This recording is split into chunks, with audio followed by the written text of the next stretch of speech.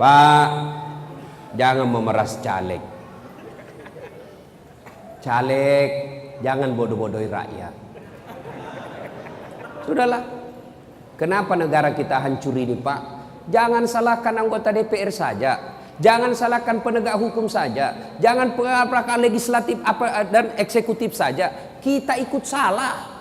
Bapak diajak sosialisasi, ayo kami akan menyampaikan visi misi kenapa kami maju anggota DPR. Tapi apa yang langsung Bapak bilang? Ada jitu ongkosnya, ada jianunya, pembeli rokoknya. Bapak juga rusak otaknya. Ayo, kalau mau negara baik, ayo hilangkan money politik. Anggota DPR jangan sogok rakyat, rakyat jangan mau disogok. Angkat negara kita, Pak.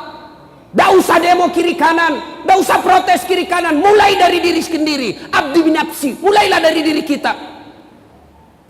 Kita marah kalau kita lihat pejabat korup. Bagaimana mereka tidak korup? Mau jadi pejabat saja beli partai berapa miliar. Dan itu dari mana? Bapak sendiri yang minta disogok. Sogok 300.000 untuk nyoblos, Bapak masuk neraka. Yang disogok dan menyogok sama-sama masuk neraka.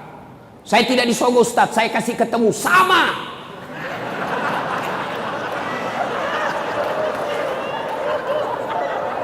Pak, 2019 17 April, bantu negara kita dengan baik. Dengan cara apa? Jangan mau disogok. Pilih pemimpin yang Bapak yakini, tidak usah bertengkar. A bagus, B bagus, 1 bagus, 2 bagus, silakan, tidak usah bertengkar. Tapi ingat, semua yang Bapak coblos demi Allah ditanya nanti tanggung jawabnya di akhirat. Kenapa kau pilih itu? Apa masalahnya? Kenapa kau pilih itu? Apa sebabnya kau pilih dia? Apa? Mari, apa alasanmu?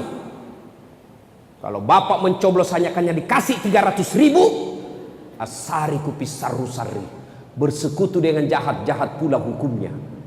Bapak kalau mau bantu kepolisian, ada orang datang bawa beras, bawa baju, bawa money politik, rekam, bawa di polisi, lapor di Panwas, tangkap itu merusak negara kita. Setuju? Setuju? Betul? 500.000.